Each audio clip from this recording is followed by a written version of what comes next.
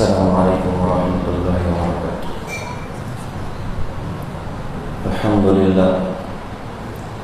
الحمد للہ حمدا موافیا لنعمه مکافیا لمزیده، والصلاة والسلام على سیدنا محمد وآلہ وصحبہ وجنوده، اما بعد،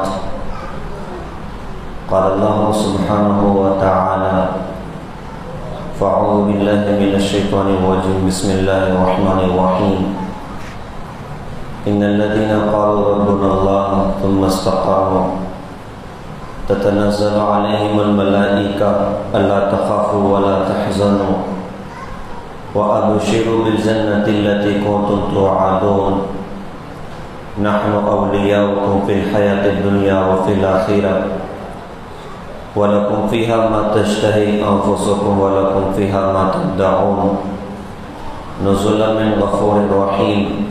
صدق اللہ العظیم۔ وقال النبی صلی اللہ علیہ وسلم كل أمتي يدخلون الجنة إلا من أبى، قيل ومن يأبى يا رسول الله صلى الله عليه وسلم؟ قال من أطاعني دخل الجنة ومن عصاني فقد أبى، أو كما قال رسول الله صلی اللہ علیہ وسلم۔ محترم بزرگ، دوستو اور عزیزین بھائیوں، اللہ تعالیٰ قرآن پاک میں ہماری اپنی پیدائش کا مقصد بیان فرماتے ہیں کہ کیوں اللہ تعالیٰ نے مجھ اور آپ کو دنیا میں پیدا کیا ہے، اور ایک عجیب سے سوال فرمایا، أَفَحَسِبْتُمْ أَنَّمَا خَلَقْنَاكُمْ عَبَثًا وَأَنَّكُمْ إِلَيْنَا لَا تُرْجَعُونَ، کہ میرے بندوں، کیا تم یہ سمجھتے ہو کہ ہم نے تمہیں دنیا میں بیکار بنایا، اور کیا تم یہ سمجھتے ہو کہ تم ہماری طرف نہیں لوٹائے جاؤ گے؟ تو کس لیے دنیا میں پیدا کیا، اور لوٹ جانے کے بعد کیا کچھ ہونا ہے، تو اس بات کی طرف بھی متوجہ کیا۔ تو کس لیے دنیا میں بھیجا ہے، کس لیے اللہ پاک نے دنیا میں وجود مجھے اور آپ کو دیا ہے؟ تو ارشاد فرمایا کہ وَمَا خَلَقْتُ الْجِنَّ وَالْإِنسَ إِلَّا لِيَعْبُدُونَ، کہ ہم نے نہیں پیدا کیا جنات کو اور انسان کو مگر اپنی عبادت کے لیے۔ تو انسان بھی اللہ نے پیدا فرمایا اور جنات بھی اللہ پاک نے پیدا فرمایا، اور چونکہ انسانوں سے جنات اور پہلے کے ہیں، اس سے ان کا بھی اللہ پاک نے تذکرہ کیا۔ دنیا میں علماء فرماتے ہیں کہ جنات کی تعداد انسانوں سے 2 پر زیادہ ہوتی ہے۔ 7 ارب دنیا میں انسان ہیں تو تقریباً 21 ارب جنات ہیں۔ سارے سمندر جنات کے اپنے گھر ہوتے ہیں سمندروں پر، دریاؤں میں ان کی اپنی بستیاں ہیں، ندیوں میں، تالابوں میں ان کی اپنی بستیاں ہیں۔ سارے جنگل جنات سے بھرے ہیں۔ ان کو سمندر تنگ پڑ جاتے ہیں اور جنگل بھی کم پڑ جاتے ہیں تو ابراہیم مسجد میں آ جاتے ہیں۔ ہماری اپنی مسجدوں میں بھی ماشاءاللہ ان کی عبادتیں چل رہی ہوتی ہیں، کیا پتہ 2-4 ادھر بھی بیٹھے ہوں۔ تو اللہ نے جنات کو بھی پیدا کیا کس لیے؟ اللہ کی عبادت کے لیے، اور انسانوں کو بھی پیدا کیا اللہ نے اپنی عبادت کے لیے۔ لیعبدون کا جملہ ہے، تو علماء نے لیعبدون کی جو تفسیر ہے نا لیعرفون سے کیا ہے کہ ہم نے انسان اور جنات کو اپنی معرفت کے لیے پیدا کیا ہے، اپنی پہچان کے لیے پیدا کیا ہے، کہ اللہ کو پہچانیں، کائنات کے خالق کون، کائنات کے مالک کون، کائنات کے رب کون، کائنات کے پالنہار کون ہے؟ کوئی تو ہے جس نے ساری کائنات کو بنایا، کوئی تو ہے جس نے ساری کائنات کو چلایا۔ کوئی چیز خود بخود تو نہیں ہوا کرتی، اس کے پیچھے کوئی نہ کوئی تو ذات ہوا کرتی ہے۔ انسان کار دیکھتا ہے تو بنانے والی کمپنی تک پہنچتا ہے، کوئی سامان دیکھتا ہے تو بنانے والی کمپنی تک پہنچتا ہے، انسان تک پہنچتا ہے۔ تو ساری کائنات یہ بتاتی ہے کہ اس کائنات کا وجود دینے والا کوئی ہے، تو وہ کون ہے؟ تو یہ وہ سوال ہے جس کا جواب میڈیکل سائنس کے پاس نہیں ہے، یہ وہ سوال ہے جس کا جواب انبیاء علیہ السلام نے دنیا کے انسانوں کو بتایا کہ بھائی یہ کائنات خود نہیں بنی، اس کو اللہ نے بنایا، اور وہ ہمیشہ سے ہیں اور ہمیشہ تک ہیں، اور وہ اکیلے خالق، اکیلے مالک، اکیلے رب، وہ تو رب العالمین ہے، ساری کائنات کے رب ہیں، اور وہ کیسے کہ ان کا کوئی شریک نہیں، ان کا کوئی وزیر نہیں، ان کا کوئی مشیر نہیں، ان کے جیسا کوئی نہیں۔ تو انبیاء نے آ کر دنیا کے انسانوں کو اس سوال کا جواب دیا کہ دیکھو اصل کائنات کے خالق اور مالک اللہ ہے، اصل رب اللہ ہے، اور جب رب اللہ ہے تو ظاہر سی بات ہے سر بھی ان کے آگے ہی جھکایا جائے گا، ہاتھ بھی ان کے آگے ہی پھیلایا جائے گا۔ اس لیے انبیاء علیہ السلام آ کے دعوت دے رہے ہیں، لا الہ الا اللہ آدم صفی اللہ، لا الہ الا اللہ نوح نبی اللہ، لا الہ الا اللہ ابراہیم خلیل اللہ، لا الہ الا اللہ اسماعیل ذبیح اللہ، لا الہ الا اللہ یوسف صدیق اللہ، لا الہ الا اللہ داؤد خلیفۃ اللہ، لا الہ الا اللہ سلیمان صاحب المملکت، لا الہ الا اللہ موسیٰ کلیم اللہ، لا الہ الا اللہ عیسیٰ روح اللہ، اور لا الہ الا اللہ محمد الرسول اللہ صلی اللہ علیہ وسلم۔ ہر نبی کی دعوت کہ معبود حقیقی بس ایک اللہ کی ذات ہے، سر جس کے آگے جھکایا جائے بس ایک اللہ کی ذات ہے، ہاتھ جس کے آگے پھیلایا جائے بس ایک اللہ کی ذات ہے۔ وہ سارے نبیوں نے آ کر دنیا کے انسانوں کو اللہ سے جڑنا سکھایا، اللہ کا تعارف کرے، اللہ کی پہچان کرے۔ اچھا، جو کتابیں اللہ پاک نے انبیاء پر نازل فرمائیں، جیسے تورات حضرت موسیٰ علیہ السلام پر، اور انجیل حضرت عیسیٰ علیہ السلام پر، اور زبور حضرت داؤد علیہ السلام پر، اور قرآن پاک تاجدار مدینہ محمد رسول اللہ صلی اللہ علیہ وسلم پر اللہ پاک نے اتارا۔ یہ ساری کتابیں یہ دنیا کے انسانوں کو اللہ کا تعارف کراتی ہیں، اللہ کی پہچان کراتی ہیں۔ بطور خاص ہمارے پاس تو قرآن ہے، قرآن جیسی کتاب کائنات میں کوئی اور نظر نہیں آتی۔ کیا عالی شان کلام اللہ پاک نے عطا فرمایا، کیسا خوبصورت کلام اللہ پاک نے عطا فرمایا، جس نے کائنات کو جھنجھوڑ کے رکھ دیا، عرب دنیا کو گونگا کر کے رکھ دیا۔ وہ دنیا جو کہتی تھی کہ ہماری طرح زبان پر عبور رکھنے والا دنیا میں کوئی نہیں، اور وہ اپنے علاوہ ساری دنیا کو بے زبان کہتے تھے، اپنے علاوہ ساری دنیا کو گونگا کہتے تھے، اور واقعی اللہ پاک نے ان کو زبان پہ عبور عطا کیا۔ کیسی عجیب زبان، وہ شرابوں کے ان کے یہاں پر سینکڑوں اور ہزاروں نام، اور اونٹوں کے ان کے یہاں پر سینکڑوں نام۔ عجیب زبان اللہ پاک نے ان لوگوں کو عطا فرمایا، اور وہ ملکہ عطا فرمایا تھا کہ ان کے چھوٹے چھوٹے بچے برجستہ اشعار پڑھا کرتے تھے، چھوٹی چھوٹی بچیاں برجستہ اشعار پڑھا کرتی تھیں۔ اللہ کے رسول کی جو آمد ہے نا مدینہ میں، اس موقع پر جو بچوں نے اشعار پڑھے ہیں، وہ کوئی پہلے سے سٹ کر کے نہیں بیٹھے ہوئے تھے کہ حضور آئے تو یہ پڑھنا ہے۔ وہ جیسے ہی اللہ کے رسول کو دیکھا، ان کی زبان پر اشعار تھے، طلع البدر علینا من ثنیۃ الوداع وجب الشکر علینا ما دعا للہ داعی ایھا المبعوث فینا جئت بالامر المطاع۔ کیا اللہ پاک نے ان لوگوں کو زبان پر عبور عطا کیا تھا، لیکن قرآن نے گونگا کر کے رکھ دیا، قرآن نے ان کو حیران کر کے رکھ دیا۔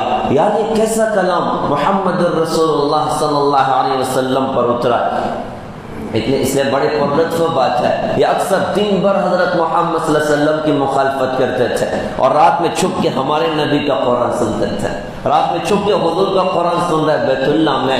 اللہ کرے کہ ہمیں بھی قرآن کا عشق لگ جائے۔ ہمارے نبی رات کی تنہائیوں میں اب بیت اللہ میں کھڑے نماز پڑھا کرتے تھے، چونکہ اس زمانے میں بیت المقدس قبلہ تھا، بیت اللہ قبلہ نہ تھا، لیکن آپ حجر اسود کے سامنے کھڑے ہو جاتے تھے۔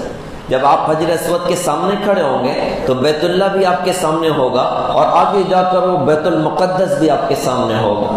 تو حضور کی چاہت ہوتی تھی بیت اللہ قبلہ ہو جائے، لیکن فنائیت کا وہ عالم تھا کہ اپنی زبان سے اظہار بھی نہ کرتے تھے کہ اللہ آپ بیت اللہ کو قبلہ بنا دیجئے، لیکن اللہ تو اللہ وہ دل کو بھی جانتا ہے، تو اللہ نے حضور کی چاہت پر بعد میں بیت اللہ کو اللہ پاک نے قبلہ بنا دیا۔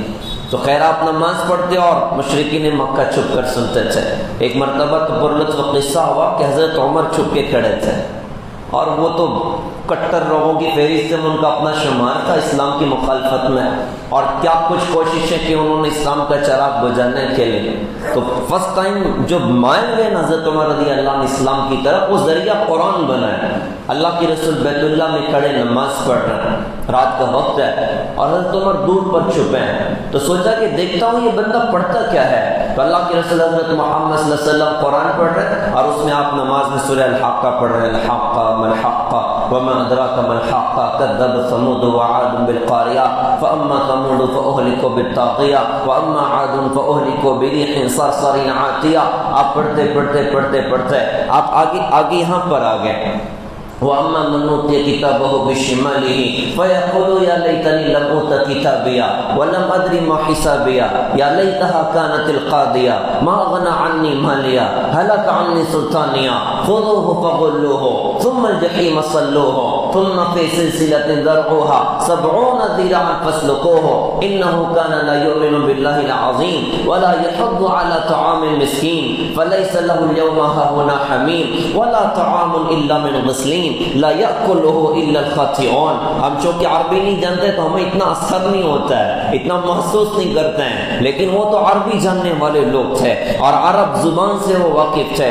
حضرت عمر متاثر ہو رہے ہیں۔ اب چونکہ قرآن کے بہت ساری آیتیں اس طرز پر ہیں کہ آخر کے الفاظ سیم ہو رہے ہوتے ہیں، جیسے الحاقہ ملحاقہ وما ادراک ملحاقہ، اور شعراء اپنے اشعار میں ردیف اور قافیہ کا بڑا اہتمام کر رہے ہوتے ہیں۔ تو مشرکین مکہ جو کہ حضور کے خلاف جواب نہ بنتا تھا تو وہ حضور سے کبھی کہتے ہیں شاعر ہیں، کبھی کہتے دیوانے ہیں، کبھی کہتے مجنون ہیں، کبھی کہتے ان پر شیاطین کے اثرات ہو گئے، فلاں فلاں الگ الگ بہتان کا سچ ہے۔ اب حضرت عمر تو کٹر آدمی تھے اسلام کی مخالفت میں۔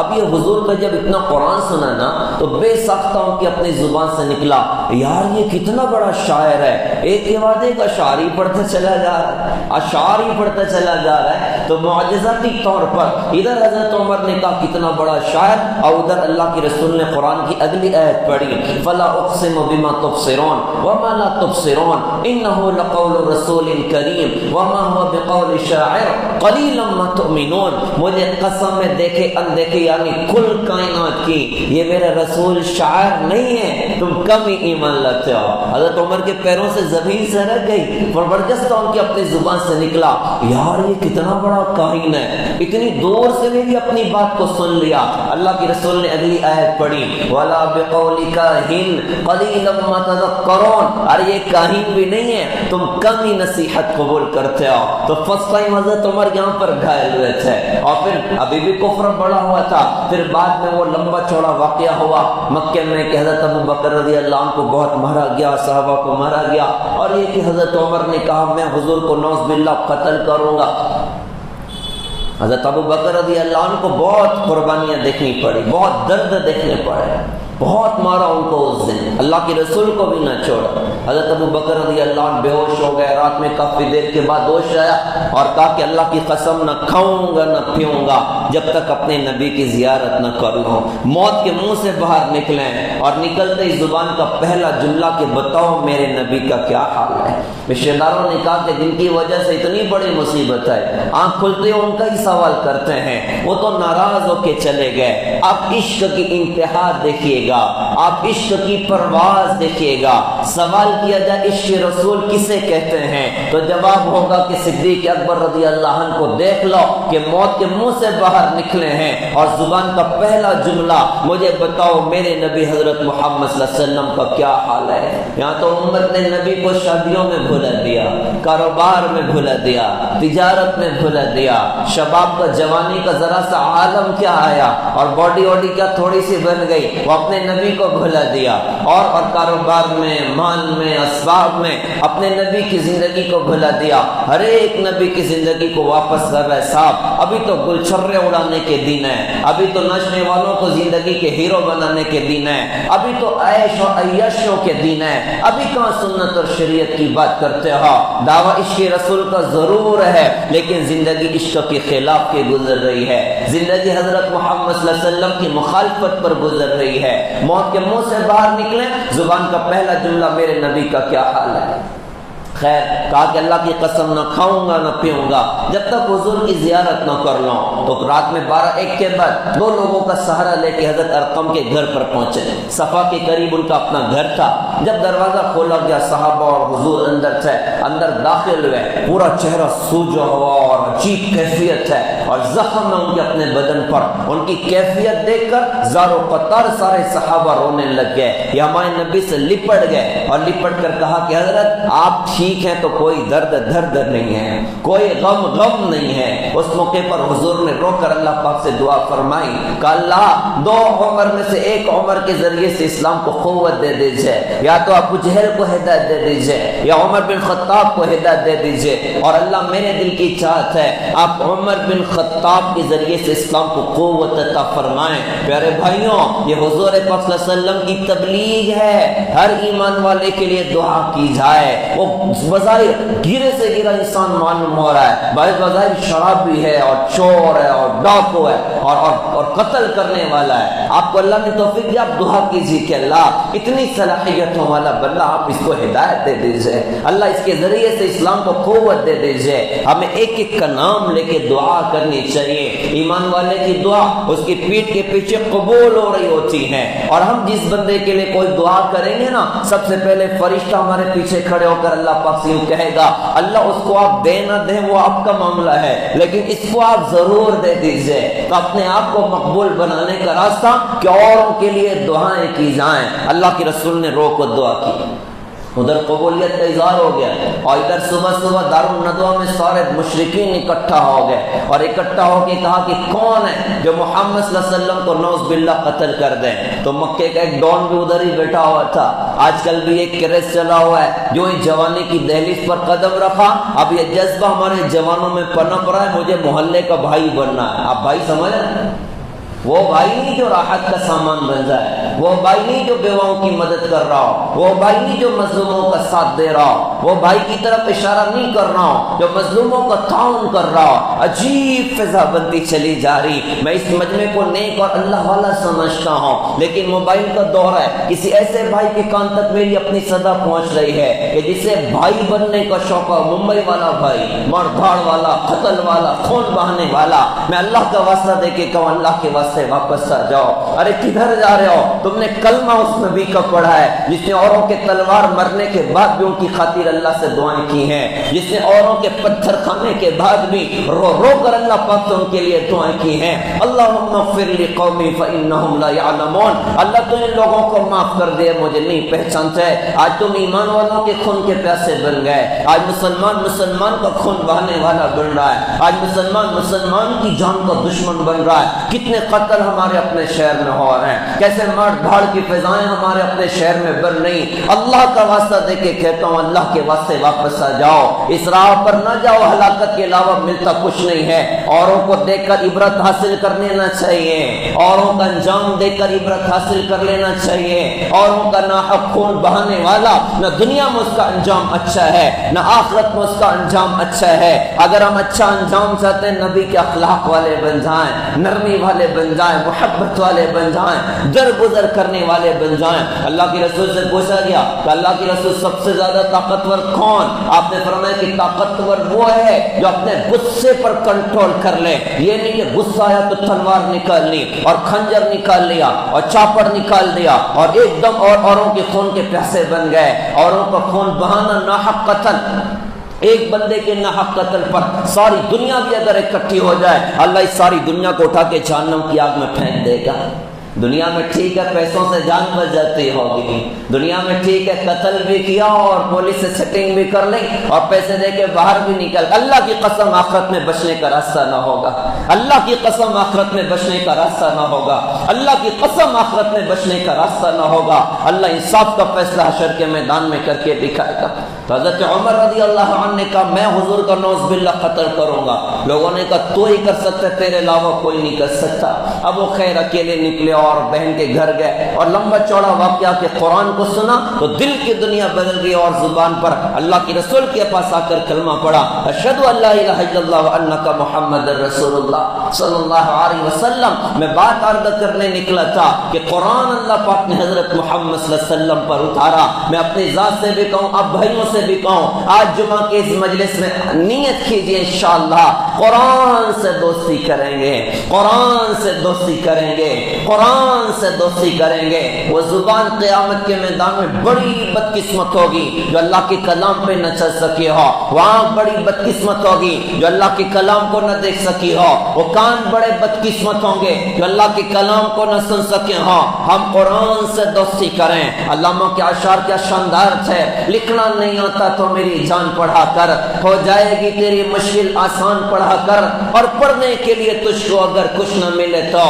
چہرے پہ لکھے درد کے عنوان پڑھا کر اور لا رہے تیری روح کو تسکین ملے گی، تو قرب کے لمحات میں قرآن پڑھا کر آ جائے گا اقبال تجھے جینے کا قرینہ۔ تو سرور کونین کے فرمان پڑھا کر ہم قرآن سے دوستی کریں۔ تو قرآن اللہ پاک نے ہمارے نبی پر اتارا، ساری کتابوں کا عنوان کہ اللہ کو پہچانو، سارے نبیوں کی دعوت کا عنوان اللہ کو پہچانو، اور قرآن کے اترنے کا عنوان کہ اللہ کو پہچانو۔ پورا قرآن اللہ کا تعارف ہمیں کرا رہا ہے، پورا قرآن اللہ کی پہچان ہمیں کرا رہا ہے کہ رب کون، پالنے والا کون، کائنات کا بنانے والا کون، کائنات کا خالق اور مالک کون۔ ہر سوال کے جواب میں قرآن نے کہا اللہ اللہ اللہ اللہ اللہ، اللہ ہی ہے جس نے اپنی قدرت سے ساری کائنات کو بنایا اور چلایا، اور سر جھکانا کسی کے سامنے تو بس اللہ کے سامنے جھکانا۔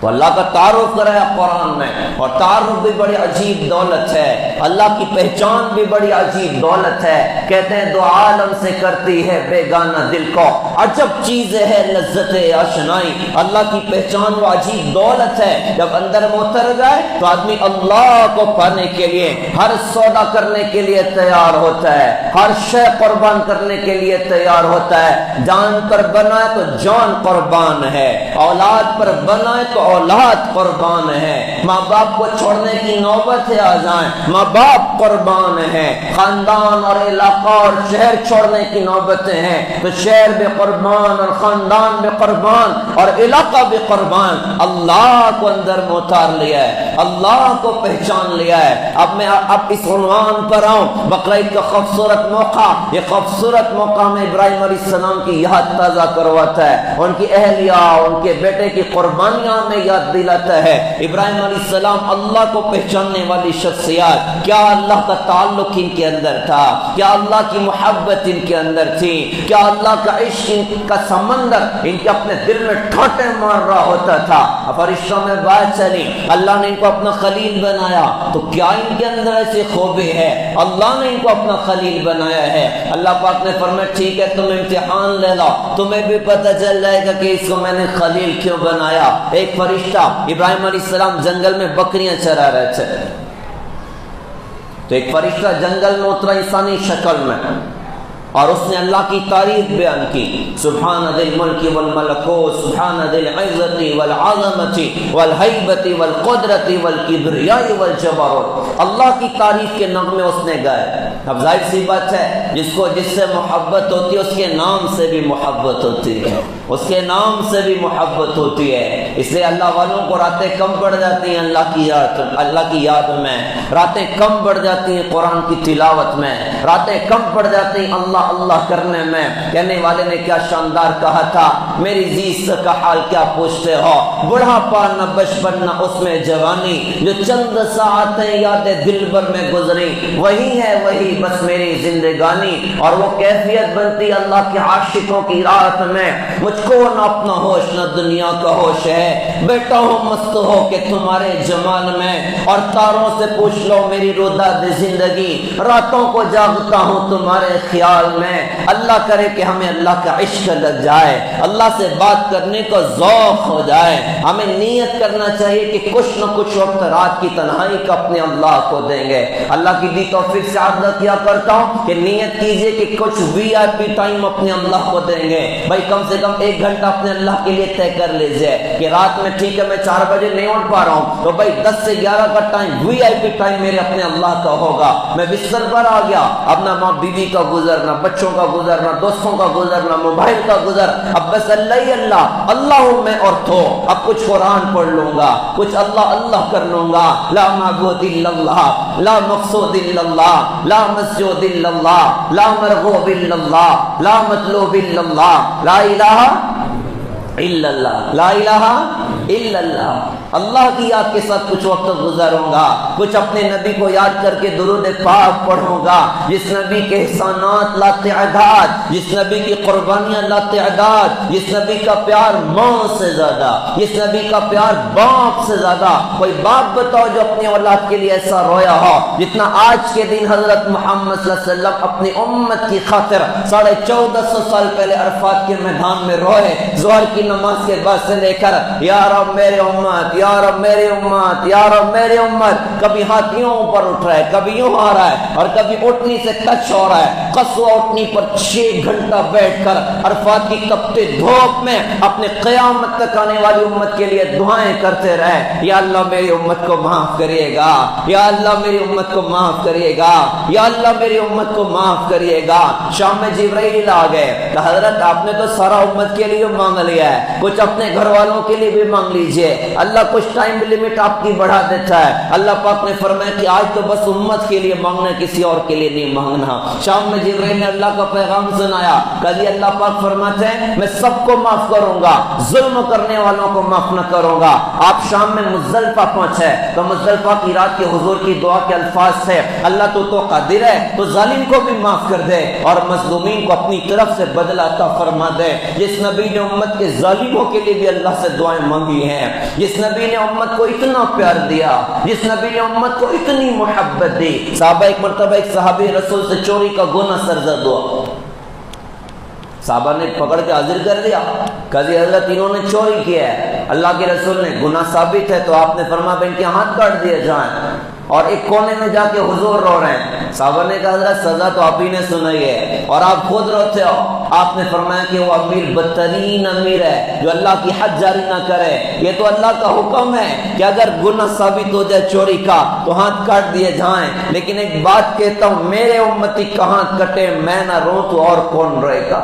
ایسا پیار کرنے والے نبی، آج 24 گھنٹے میں درود پاک پڑھنے کے لیے میرے پاس وقت ہے، 24 گھنٹے میں ان کو یاد کر کے کچھ درود پڑھنے کا میرے پاس وقت ہے، جنہوں نے 23 سال کی زندگی اپنی امت کی خاطر وقف کر دی اور رو رو اللہ کی بارگاہ میں اس امت کے بڑے بڑے مسائل کو حل کروایا۔ کہ ہمارے پاس اپنے نبی کے لیے کوئی وقت نہیں ہے تو کچھ وقت درود پاک پڑھ لیا جائے۔ علماء فرماتے ہیں کثرت کا جو لفظ ہے وہ 300 پر دلالت کرتا ہے کہ 300 کم سے کم ہو، کہ 300 مرتبہ درود شریف پڑھ لیا، 300 مرتبہ استغفار پڑھ لیا، کچھ اللہ سے مناجات کر لی، کچھ اللہ کو یاد کر لیا، اور کچھ ہاتھ اٹھا کے اپنے لیے، اپنے گھر والوں کے لیے اور ساری امت کی خاطر دعائیں کر لی۔ میرے بھائیوں ہمیں رات کی تنہائیاں اپنے اللہ کے لیے فارغ کرنا چاہیے، اللہ کی محبت میں ہمیں بے قرار ہونا چاہیے۔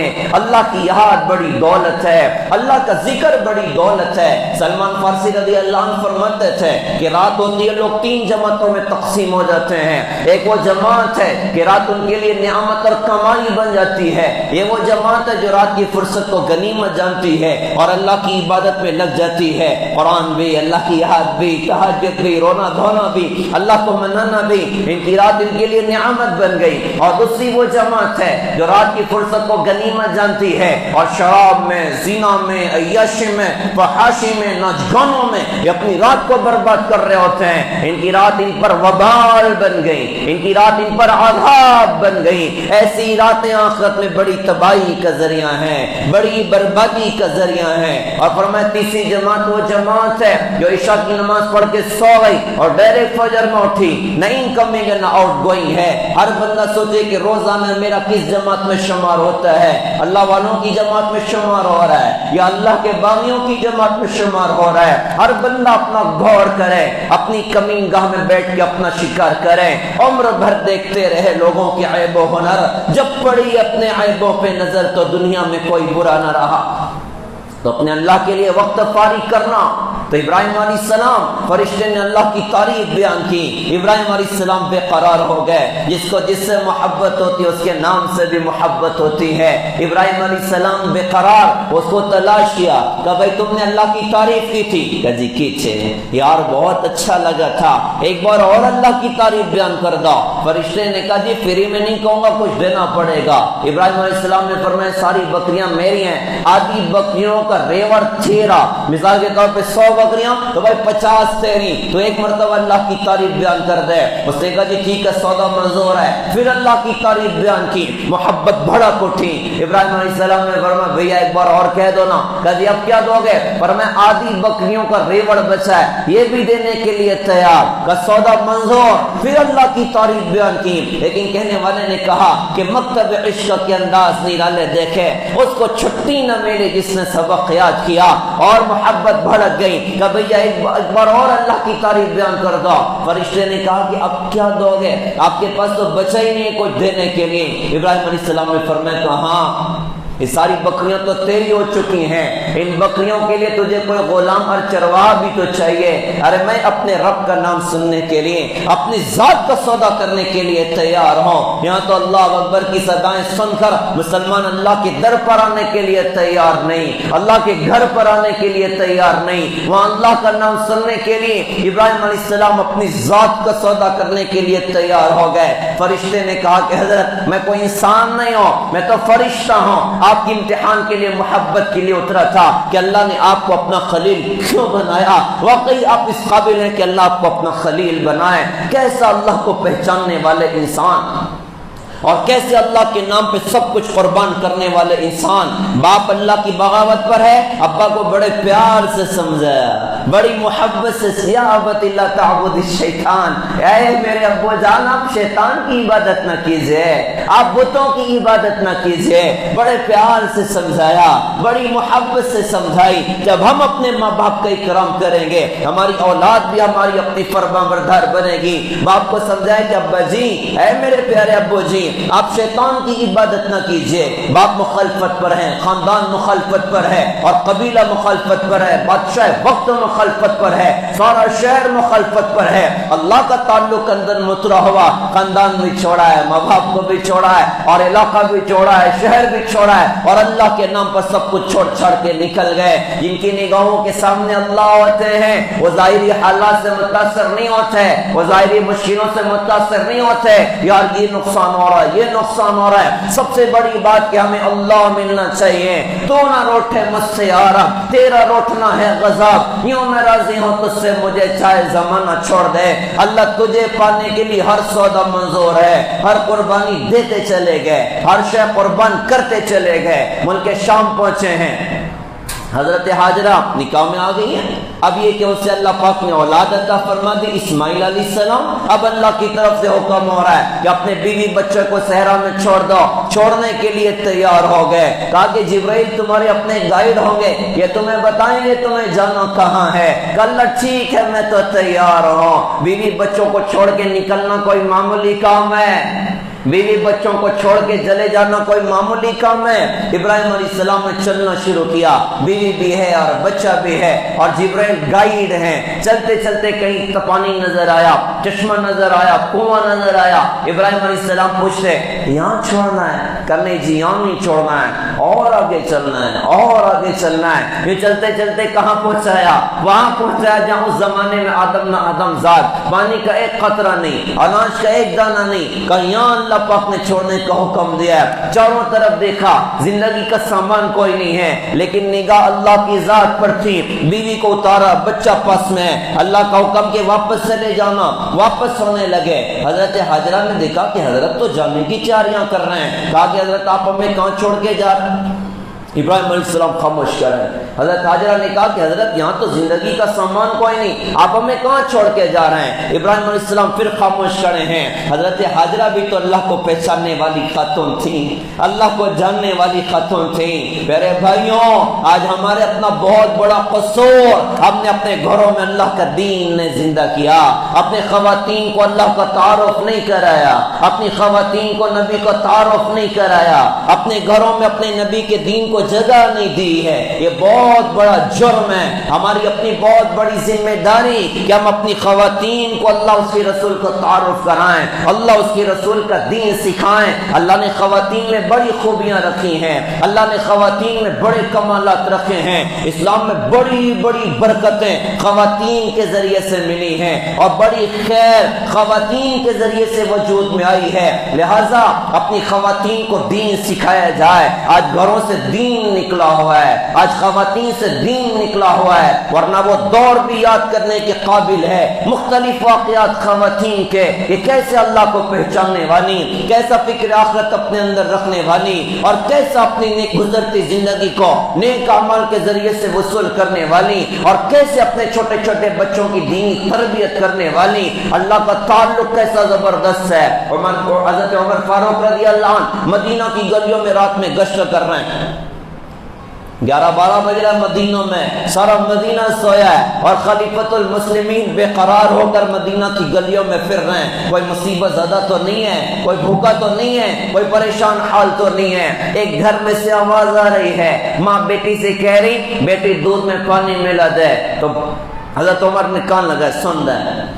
بیٹی نے کہا کہ امی جان امیر المومنین نے منع کیا ہے۔ ماں نے امتحان کے طور پہ کہا کہ امیر المومنین تو سو رہے ہیں تو دودھ میں پانی ملا دے۔ اس بچے نے کہا کہ امی جان امیر المومنین تو سوتے ہیں، امیر المومنین کا اللہ نہیں سوتا، میں کیسے یہ کام کر سکتے ہوں؟ کیسا اللہ کا استحضار اندر تھا، کیسا تقوی اندر تھا۔ حضرت عمر رضی اللہ عنہ نے گھر پہ نشانی لگائی، گھر جا کر اپنے بچوں سے کہا میرے کوئی ایک لڑکا اس لڑکی کے ساتھ نکاح کا پیغام بھیجے۔ ایک نے بھیجا، وہ قبول ہوا اور اسی تقوی والی خاتون کی نسل سے اللہ نے اس دنیا کو ایک اور عمر دکھایا۔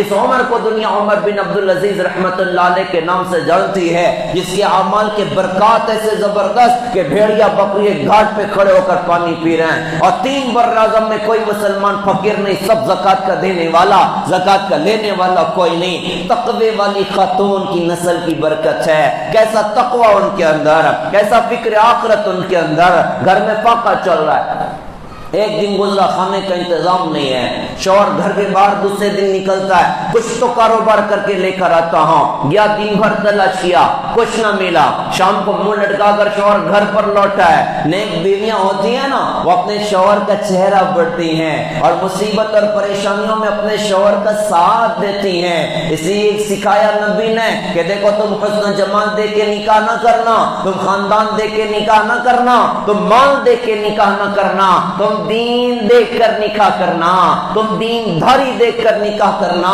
آج تو یہ بھی مصیبت ہمارے اپنے اندر میں چل رہی ہے، جوان کا قدم جوانی کی دہلیز پر پڑا اور نکاح کا معاملہ بھی قریب ہے۔ ہم سوال کریں کہ بھیا کس لڑکی سے نکاح کرنا چاہو گے، تو جواب ہوگا مولانا خوبصورت بھی چاہیے اور چاہتے کہ کروڑ پتی باپ کی بیٹی ہو تاکہ سسر کے دنیا سے جانے کے بعد 4-5 کروڑ میری جھولی میں بھی گرنے چاہیے۔ یہ فاسد جذبے ہیں، یہ غلط جذبے ہیں۔ آج اس جذبے کی وجہ سے غریب کی بیٹی سسک کے رہ گئی ہے۔ یاد رکھنے کی بات میری قوم کے جوانوں، آپ یاد رکھیے گا، آنے والی اپنا نصیب لے کر آتی ہے، اللہ اس کی برکت سے آپ کو عطا کرے گا۔ آپ یہ نہ دیکھنا کہ سسر غریب ہیں، آپ یہ نہ دیکھنا کہ لڑکی غریب خاندان سے ہے، آپ دین دیکھو، اس دین کی برکتیں اللہ پاک آپ کو عطا کرے گا۔ اللہ ہمارے جوانوں کو یہ توفیق عطا فرمائے کہ اس چیز کو ہمارے معاشرے سے ختم کیا جائے۔ آج کل تو باقاعدہ ڈیمانڈ ہوتی ہے، آپ کی لڑکی سے ہم شادی کریں گے، آپ کون سی کار ہمیں گفٹ کرو گے، آپ کون سی 2 ویلر ہمیں گفٹ کرو گے، آپ کتنا سونا دو گے، کتنا پیسے دو گے۔ انتہائی کمینہ پن ہے۔ ایک باپ اپنے جگر کا ٹکڑا نکال کے اس کے حوالے کرتا ہے اور وہ کہتا ہے مجھے گاڑی بھی چاہیے، بنگلہ بھی چاہیے، زمینیں بھی چاہیے اور سونے اور چاندی اور پیسے بھی چاہیے۔ اللہ نے تجھے مرد بنایا، اللہ نے تجھے قوت اور طاقت عطا کی ہے، تو نیت خالص رکھ لے، تیرا مقدر کا اللہ تیری جھولی میں ڈھل کے دکھائے گا، اور اگر تیرے مقدر کا نہیں ہے یہ فاسد نیت تجھے بربادی اور تباہی تک پہنچا کے رکھ دے گی۔ تو نیک خاتون ہوتی ہے تو شوہر کی مددگار ہوتی ہے مشکلوں میں۔ شوہر منہ لٹکا کے گھر واپس ہے، بیوی نے شوہر کا چہرہ پڑھ لیا کہ لگتا آج کچھ کاروبار ہو نہ سکا، کہا کہ حضرت ایسا لگتا ہے آج کچھ ملا نہیں ہے، آپ ٹینشن نہ لیں، فاقہ تو اللہ کا مہمان ہوتا ہے، ہم ایک رات اور فاقے سے گزار لیں گے، کوئی ایسی دقت کی بات نہیں ہے۔ پانی پی کر میاں بیوی سو گئے۔ تیسرا دن ہے، شوہر کمائی کرنے گیا، کچھ نہ ملا، بیوی نے تسلی دی ہے۔ اب چوتھا دن ہے، شوہر کمائی کرنے کے لیے گھر کے باہر نکل رہا ہے، بیوی دروازے پر کھڑی ہو کر کہتی ہے کہ حضرت ایک بات کہنا چاہتے ہو، آپ کمائی کرنے جا رہے ہیں نا تو دیکھیے حلال لائیے گا، حرام نہ لائیے گا، ہم 3 دن فاقہ سے ہیں، ایک دن کا فاقہ اور برداشت کرنے کی ہمارے اندر طاقت ہے، لیکن حرام کھا کے ہم لوگ جہنم کی آگ نہیں برداشت کر سکتے۔ آج تو قتل بھی ہو رہے ہیں، آج تو بہنوں کے حقوق دبائے جا رہے ہیں، آج تو بھائیوں کے حقوق دبائے جا رہے ہیں، کنجر کی نوک پہ جیب خالی کر لیے جا رہے ہیں، چلتے آدمی کے ہاتھ سے اس کے سامان چھین لیے جا رہے ہیں، موبائل چھین لیا جا رہا ہے، گھروں پر چوریاں کی جا رہی ہیں، کیسے حقوق ضائع و برباد کیے جا رہے ہیں، جھوٹ پہ سودا ہو رہا ہے، دھوکے کے ساتھ سودا ہو رہا ہے، فراڈ پہ سودا ہو رہا ہے، کیا کچھ ہو رہا ہے۔ حرام مال آنا چاہیے، جس شکل میں آنے دو، پیارے بھائیوں اس کی نحوست انسان کو تباہ و برباد کر کے رکھ دے۔ کبھی حلال لائیے گا، حرام نہ لائیے گا. اب ایک دن فقر اور برداشت کر سکتے ہیں, حرام کھا کے جہنم کی آگ نہیں برداشت کر سکتے ہیں. خواتین میں کیسا آخرت کا فکر اترا ہوا تھا. تو پیارے بھائیوں, اپنے گھر کی خواتین کو اللہ کا دین سکھایا جائے. تو حضرت حاجرہ اللہ کو پہچاننے والی خاتون ہے. تو دو مرتبہ پوچھا, اب ہمیں کہاں چھوڑ کے جا رہے ہیں؟ ابراہیم علیہ السلام خاموش کھڑے ہیں. اب تیسری مرتبہ حضرت حاجرہ سمجھ گئی. کہا کہ حضرت ایک بات بتائیے, کیا یہ اللہ کا حکم ہے کہ آپ ہمیں ادھر چھوڑ رہے ہیں؟ ابراہیم علیہ السلام نے فرمایا, کہاں, یہ میرے اللہ کا حکم ہے. انہوں نے عرض کیا, حضرت آپ تو خوشی سے جائیے, ہمارا اللہ ہمیں ضائع نہیں کرے گا, ہمارا رب ہمیں ضائع نہیں کرے گا. وہ نکل گئے وہاں سے اور مروہ پہاڑی کے پیچھے دونوں ہاتھ اٹھا دیا آسمان کی طرف اور ہاتھ اٹھا کے دعا کر دی ہے, رب اجعل هذا البلد آمنا واجنبنی وبنی ان نعبد الاصنام. اللہ تو اس شہر کو امن والا شہر بنا دے اور مجھے اور میری اولاد کو بت پرستی سے بچا لے. میں قربان جاؤں ابراہیم علیہ السلام کی دعا پر. شہر کس کو کہتے ہیں؟ 10-15 گھر بھی ہو نا تو اس کو بھی شہر نہیں بولتے, 100-200 بھی گھر ہو تو اس کو بھی شہر نہیں کہا کرتے, اس کو کریا کہتے ہیں, اس کو گاؤں کہتے ہیں. اور ابراہیم علیہ السلام یہاں ایک گھر نہیں ہے, ایک بیوی اور ایک عدد بچہ, بس 2 ہی مخلوق یہاں بھی نظر آ رہی ہے. اور ابراہیم علیہ السلام دعا کر رہے ہیں کہ اللہ تو اس شہر کو امن والا شہر بنا دے. نبی کی نگاہ دیکھتی ہے, اللہ کا حکم بربادی کے لیے نہیں ہوتا, اللہ کا حکم تباہی کے لیے نہیں ہوتا, اللہ کا حکم آبادی کے لیے ہوا کرتا ہے. اللہ کی فرما برداری اللہ کی رحمت کے اترنے کا ذریعہ ہے اور برکت کے اترنے کا ذریعہ ہے, امن امان کے اترنے کا ذریعہ ہے, آبادی کے ہونے کا ذریعہ ہے. اللہ کے جتنے احکامات ہماری اپنی طرف متوجہ ہیں, ہم ان احکامات پر عمل کریں. پیارے بھائیوں, اللہ رحمتیں اتار کے دکھائے گا, اللہ برکتیں اتار کے دکھائے گا. اس لیے ہمارے نبی نے ہم کو عمل سکھائے ہیں, بہت سارے کام کرنا سکھایا, بہت سارے کاموں کو کرنے سے منع کیا. اس کو قرآن میں فرمایا, وَمَا آتَاكُمُ الرَّسُولُ فَخُذُوهُ وَمَا نَهَاكُمْ عَنْهُ فَانْتَهُوا. ہمارے نبی جو دے وہ لے لو اور جس سے منع کریں اس سے رک جاؤ. آپ نے نمازیں پڑھنا سکھایا, آپ نے روزے رکھنا سکھایا, آپ نے حج عمرہ کرنا سکھایا, آپ نے ماں باپ کی خدمت کرنا سکھایا, آپ نے لوگوں کے ساتھ اچھا سلوک کرنا سکھایا, زکوٰۃ صدقات خیرات کرنا سکھایا. ہم ان چیزوں کو اپنی زندگی میں جگہ دینے والے بنے اور جن چیزوں سے حضور نے منع کیا ہے, اللہ اس کے رسول نے منع کیا ہے, ان چیزوں سے اپنے آپ کو بچائیں, کیونکہ وہ چیزیں ہلاکت کا ذریعہ ہوتی ہیں, تباہی اور بربادی کا ذریعہ ہوتی ہیں. بدعملی انسان کو آخرت کی دوڑ میں پیچھے کر کے رکھ دیتی ہے اور اچھے اعمال انسان کو آخرت کی دوڑ میں بہت آگے کر دیتے ہیں. حدیث پاک میں آتا ہے, من بطا به عملہ لم یسرع به نسبہ. جس بندے کے برے اعمال اس کو اللہ کی رحمت سے دور کر دیں, اس کا اونچے خاندان والا ہونا اس کو اللہ کے قریب نہیں کر سکتا.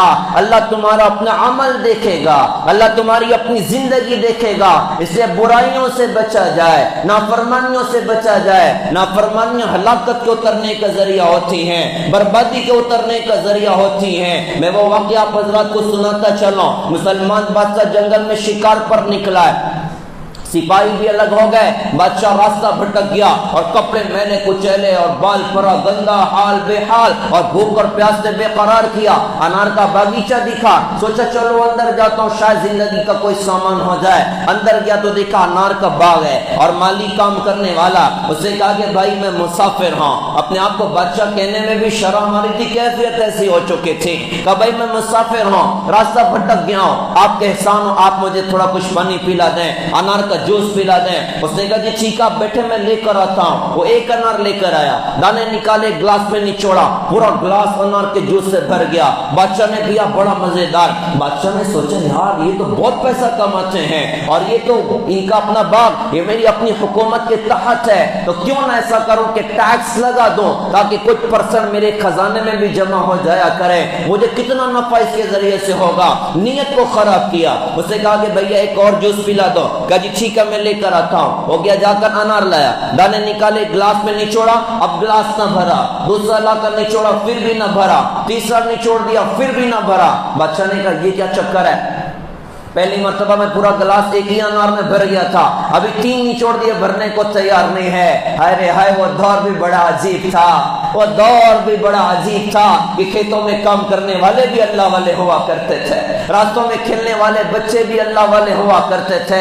ہاں دکھا دے اے تصور، پھر وہ صبح و شام تو لوٹ پیچھے کی طرف ہے، گردش ایام تو وہ قوم کے نوجوانوں لوٹو زندگیوں کی طرف، وہ قوم کی بیٹیوں ارے لوٹو حضرت فاطمہ رضی اللہ عنہا کے پردے کی طرف، امی جان عائشہ کی قربانیوں کی طرف، امی جان خدیجہ کی قربانیوں کی طرف، اور امت کے لوگوں لوٹو حضرت محمد صلی اللہ علیہ وسلم کی خوبصورت زندگی کی طرف۔ کیسا عجیب دور۔ مالی بھی اللہ والا آدمی، مالی نے کہا لگتا ہے ہمارے بادشاہ کی نیت میں گڑبڑ ہو گئی ہے، ہمارے بادشاہ کی نیت میں گڑبڑ ہو گئی ہے کہ برکتوں کے در اللہ پاک نے بند کر دیے۔ بادشاہ سامنے بیٹھا تھا، مالی کو نہیں پتا سامنے والا بندہ بادشاہ ہے، بادشاہ کو تو معلوم تھا اس نے نیت میں گڑبڑ کی ہے، پیروں سے زمین سرک گئی، اس نے فوراً دل میں اللہ سے توبہ کی کہ اللہ میں توبہ کرتا ہوں، ان پہ ٹیکس نہیں لگاؤں گا۔ اسے کہا اس کو کنارے کر دو، ایک اور انار لے کر آؤ۔ ہو گیا، جا کر ایک انار لایا، اس کے دانے نکال کے گلاس میں نہیں چھوڑا، پورا گلاس انار کے جوس سے بھر گیا۔ بادشاہ نے کہا یہ کیا ہے؟ اس نے کہا لگتا ہے بادشاہ نے توبہ کر لی ہے، اللہ نے برکتوں کے در واپس سے کھول دیے۔ ایک نیت کی گڑبڑ ہو جائے تو برکتیں اڑ جایا کرتی ہیں۔ ہائے رے میری قوم، زنا کہاں پہنچائے گا، بے حیائی کہاں پہنچائے گی، اور نہ جانا کیسی تباہی لے کر آئے گا، اور ماؤں کو گالیاں دینا اور بہنوں کے حقوق کا برباد کرنا یہ کیسے اللہ کے عذاب کو دعوت دے گا، اور مسجدوں کی ویرانیاں یہ کیسے اللہ کے عذاب کو دعوت دے گی، ہاتھوں میں شراب کے چھلکتے جام یہ کیسے اللہ کے عذاب کو دعوت دیں گے، اور کتا گولی اور نشاور اشیاء یہ کیسے اللہ کے عذاب کو دعوت دے گی، اور اسی کے کاروبار کرنا کہ بھائی نشاور گولیوں کا ڈیلر بننا اور شراب کا ڈیلر بننا یہ کیسی تباہی کا ذریعہ بنے گا، یہ کیسی بربادی کا ذریعہ بنے گا۔ جب نیت بگڑ جائے تو برکتیں اڑ جاتی ہیں۔ یہ برے برے اعمال کیسے اللہ کے عذاب کو دعوت دیں گے۔ آج مسلمان کہتا ہم کیوں کٹے جا رہے ہیں، ہم کیوں مارے جا رہے ہیں؟ ارے مسجدوں کی ویرانیاں تو دیکھو، ارے نئی نسل کا بے حیائی کی طرف بڑھنا تو دیکھو، ارے امت کی بیٹیوں کا بے پردہ ہونا تو دیکھو۔ آج گھر گھر ماؤں پہ ظلم ہو رہا ہے، گھر گھر بہنوں کے حقوق پامال کیے جا رہے ہیں۔ آج مظلوم سسک کے رہ رہا ہے، آج غریب سسک کے رہ رہا ہے، کوئی پرسان حال نہیں ہے۔ باپ کی آہوں نے اللہ کے عرش کو ہلا کے رکھا ہوا ہے، ماں کی آہوں نے اللہ کے عرش کو ہلا کے رکھا ہوا ہے، مظلوم بہنوں کی فریادوں نے اللہ کے عرش کو ہلا کر رکھا ہوا ہے، اور پھر پیارے بھائیوں ظلم ستم کی عجیب داستانوں نے اللہ کے عرش کو ہلا کے رکھا ہوا ہے۔ ہم اللہ اس کے رسول کے فرما بردار بن جائیں، اللہ کی قسم ساری دنیا فرعونوں سے بھر جائے ہمارا بال بھی بیکار نہیں کر سکتے۔ اللہ راضی ہو، ساری دنیا فرعونوں سے بھر جائے ہمیں برباد نہیں کر سکتے، اور جب اللہ ناراض ہو تو ساری دنیا کی کرسی پر حضرت عبد القادر جیلانی رحمت اللہ علیہ کو لا کر بٹھا دو، اور اعمال گناہ اور نافرمانی اور بغاوت اسلام کی مخالفت والی زندگی میں ہو تو حضرت عبد القادر جیلانی رحمت اللہ علیہ کا ہندوستان کی وزارت کی کرسی پر بیٹھنا بھی ہمیں اللہ کے عذاب سے نہیں بچا سکتا۔ تو اللہ اس کے رسول کی فرما برداری اختیار کی جائے تو اللہ کے احکامات بربادی کے لیے نہیں ہوا کرتے، آبادی کے لیے ہوا کرتے ہیں۔ ابراہیم علیہ السلام دعا کر گئے اور ادھر عجیب سا واقعہ ہوا، ماں بے قرار ہے پانی کے لیے، صفا مروہ 7 چکر لگائے۔ اب یہ ہوا کہ اب سامان زندگی کوئی نہیں، پانی بھی ختم ہے، کھانا بھی ختم ہے، اب کیا تو مرنا ہی یا کچھ نہیں ہے۔ اللہ کے لیے اللہ مارنا چاہتا ہے تو مرنے تیار، اللہ جلانا چاہے تو وہ اپنی قدرت سے کام بنائے گا۔ اللہ نے جبرائیل کو بھیجا، بچہ ایڑی رگڑ رہا ہے، انہوں نے پر مارا اور زمزم کا پانی ابل پڑا۔ حضرت حاجرہ کو آواز محسوس ہوئی، اس کو زمزم کہہ کے روکا، ٹھہر جا ٹھہر جا۔ اللہ کے رسول نے فرمایا اللہ اس خاتون کے حال پر رحم کریں، اگر وہ اس کو زمزم کہہ کے نہ روکتی پانی پوری دنیا میں جاتا۔ اور کیسا پانی اللہ پاک نے دیا، اس میں سینکڑوں بھائی ہیں جنہوں نے آج تک بیت اللہ کو جا کر نہیں دیکھا ہے، لیکن سوال کیا جائے زمزم آپ نے پیا ہے؟ ہر بندہ کہے گا کہ 10 مرتبہ اللہ پاک نے مجھے زمزم پلایا، ایک کنویں سے پورا مالیگاؤں پانی نکالے دوسرے دن کیچڑ نکلے گا. ایک کنواں ہے جسے ساری دنیا پانی نکال رہی ہے, آج تک ختم ہونے کے لیے تیار نہیں ہے. کیسا عجیب پانی اللہ پاک نے عطا فرمایا. ہمارا کارپوریشن کا پانی 10 دن کے لیے ایک بوتل میں پیک کر کے رکھ دو, 10 دن کے بعد کیڑیاں بھی نظر آ رہی ہیں اور مائکرو آرگینزمز نظر آ رہے ہیں اور گندگی اس میں پیدا ہو رہی ہے. آپ زمزم 10 سال پیک کر کے رکھ دو خراب نہ ہوگا, 20 سال پیک کر کے رکھ دو خراب نہ ہوگا, 50 سال سے پیک پڑا ہوا ہے خراب نہیں ہوتا. کیسا پانی اللہ پاک نے عطا فرمایا. جو بندے بندیاں اللہ کے نام پہ قربانی دیتے ہیں اللہ ان کو دنیا برکتوں کے ساتھ عطا کرتا ہے. اب یہ کہ آبادی بھی ہو گئی, زمزم بھی ہو گیا, قبیلہ جرم آ کر آباد ہو گیا. ابراہیم علیہ السلام تو ملک شام رہتے تھے, کبھی کبھی آتے بیوی بچوں کو دیکھنے کے لیے. ایک مرتبہ آئے تو اللہ پاک نے اجازت دی کہ کچھ دن یہاں قیام کر لو. آئے کب تھے 7 تاریخ کو آئے, 8 تاریخ کی رات میں خواب دیکھا کہ تم اپنے محبوب چیز کو اللہ کے نام پہ قربان کر رہے ہو. دن نکلا تو کچھ اونٹوں کی قربانیاں کر دیں. دوسری رات 9 ذی الحجہ جو گزشتہ رات گزری ہے اس میں سوئے تو خواب دیکھا کہ تم اپنے محبوب چیز کو اللہ کے نام پہ قربان کر رہے ہو. آنکھ کھولی تو اونٹوں کی قربانیاں کر دیں. تیسری رات پھر خواب دیکھا, اب سمجھ گئے کہ اللہ کو میرے بیٹے اسماعیل کی قربانی مقصود ہے. اپنی بیوی سے کا تیار کرو لے کے جانا ہے. انہوں نے تیار کیا, بچہ 6 سال کا ہو چکا ہے. باپ کی انگلی پکڑ کے بچے نے چلنا شروع کیا. چند میل کے فاصلے پر مینا کی وادی پہنچے تو بوڑھا باپ اپنے 6 سال کے بچے سے کہتا ہے یا بنیا انی ارا فی المنام انی اذبحک فانظر ماذا ترى, بیٹا میں نے خواب دیکھا ہے میں تجھے اللہ کے نام پہ قربان کر رہا ہوں, بتا تیری کیا رائے ہے. ہائے رے ہائے تربیت کی فضائیں تھیں. بچوں کو اللہ اس کے رسول کا تعارف کرایا جاتا تھا. وہ چھوٹا سا بچہ, اس کا جواب یہ ہو سکتا تھا ابا ایک تو آپ جلدی آتے نہیں ہو, اور آج آئے اور کچھ دن قیام کیا کر لیا تو ایک دم میری گردن پہ چوری چلانے کی بات کرتے ہو. یا بچہ یوں کہہ سکتا تھا ابا اس میں میرا کیا قصور ہے, خواب تم دیکھ رہے ہو ذبح مجھ کو کرو گے, میں نے کیا ایسی غلطی کی ہے. لیکن بچہ اللہ کو پہچاننے والا, اس نے فوراً کہا یا ابتی فعل ما تؤمر ستجدنی انشاءاللہ من الصابرین. ابا جی جس چیز کا آپ کو حکم ہے آپ اس کو جلدی کر گزریں, آپ مجھے صبر کرنے والوں میں سے پائیں گے. ابا میرے ہاتھ باندھو پاؤں باندھو, الٹا لٹا کے ذبح کرنا, اپنی آنکھ پہ پٹی باندھ دینا, مجھے ذبح کرنے بعد ادھر ہی دفن کر دینا, میری امی کے پاس نہ لے کے جانا, میں اپنا جبہ دے دیتا ہوں میری امی کو دے دینا, اور اس سے کہنا کہ رونے دھونے کی بات نہیں, تیرا بیٹا تو تیرے رب کے نام پہ قربان ہوا ہے. اپنے بچے کو لٹایا, سیدھا گھٹنا پیٹھ پر ہے, الٹے ہاتھ سے سر کے بالوں کو پکڑ کے سر اوپر اٹھا اور سیدھے ہاتھ کے چھوڑے ہے. اسماعیل علیہ السلام نے گردن کے نیچے لگائی اور اس حیت میں تیز نگاہ آسمان پر ڈھال کر گویا کہ اللہ پاک سے عرض کیا ہے کہ پیارے اللہ آپ مجھ سے ناراض ہو گئے تھے کہ اسماعیل کی محبت نے دل میں جگہ پکڑ لی تھی. اللہ اقرار کرتا ہوں, انکار نہیں کرتا, اپنے بچے سے پیار ہے, لیکن آپ سے زیادہ میں اسماعیل سے پیار نہیں کرتا.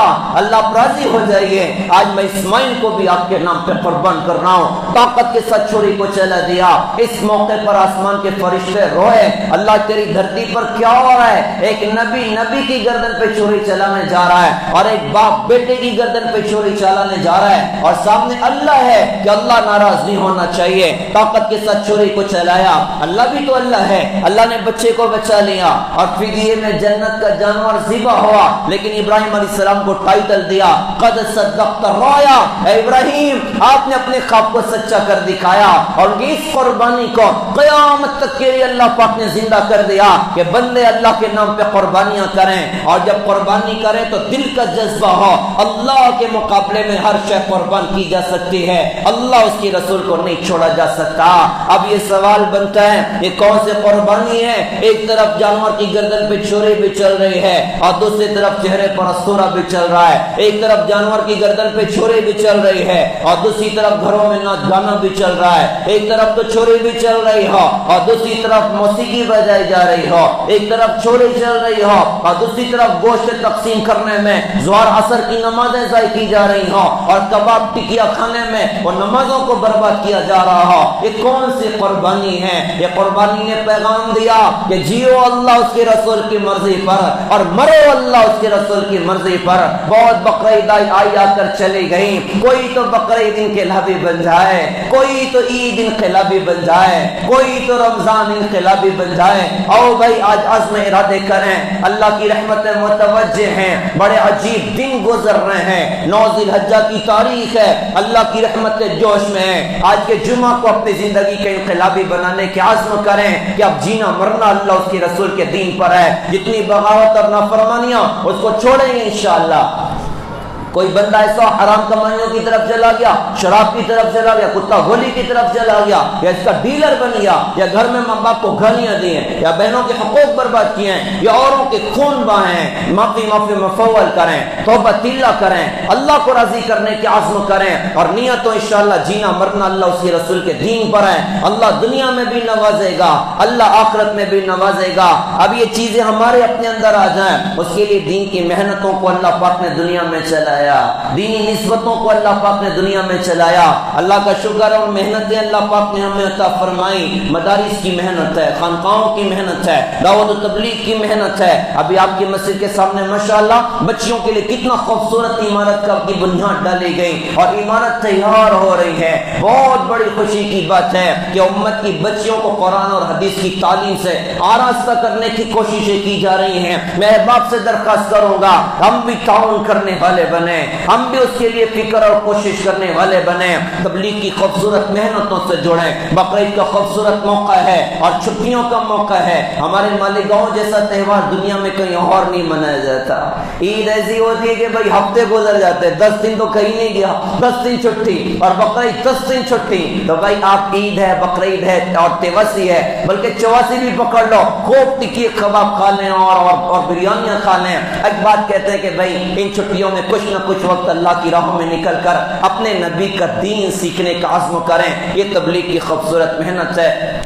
اللہ تعالیٰ سے دل سے دعا ہے اللہ پاک ہم سب کو سمجھ عطا فرمائیں، عمل کی اللہ تعالیٰ ہم سب کو توفیق عطا فرمائیں۔ ہمارے عالم صاحب مولانا ابو اسامہ صاحب وہ مختصر کتابیں لکھتے رہتے ہیں، بڑی کام کی کتابیں ماشاءاللہ، انہوں نے کتاب آج یہاں پر لے کر آئے ہیں۔ آپ سے درخواست ہے کہ جاتے ہوئے اس کتاب کو بھی دیکھیں اور اللہ توفیق جو اس کو خریدے بھی اور پڑھے بھی، انشاءاللہ بڑا نفع ہوگا۔ اللہ تعالیٰ قبول فرمائے، عمل کی توفیق عطا فرمائے۔ وآخر دعوانا الحمدللہ رب العالمین۔